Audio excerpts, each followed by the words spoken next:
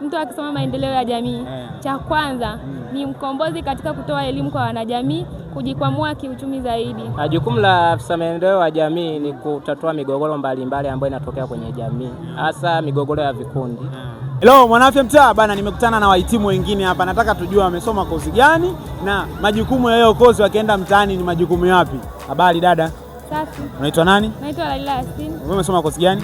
Nasoma maendeleo ya jamii. Maendeleo ya jamii. Brother na wewe? Naitwa Faksad Juma. Kozi gani wewe umesoma? Maendeleo ya jamii. Sasa bana, nyote wa maendeleo ya jamii, watu wanasikiaga tu maendeleo ya jamii, maendeleo ya jamii. Nataka tuelewe, tukianza na madam hapa. Majukumu ya mtu anayesoma maendeleo ya jamii akienda mtaani anashughulika na nini?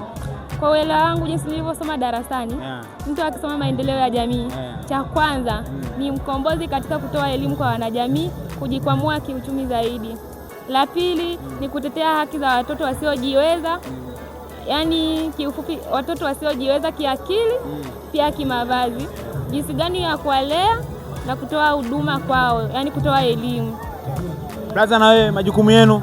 Jukumu la afisa maendeleo ya jamii ni kutatua migogoro mbalimbali ambayo inatokea kwenye jamii, hasa migogoro ya vikundi.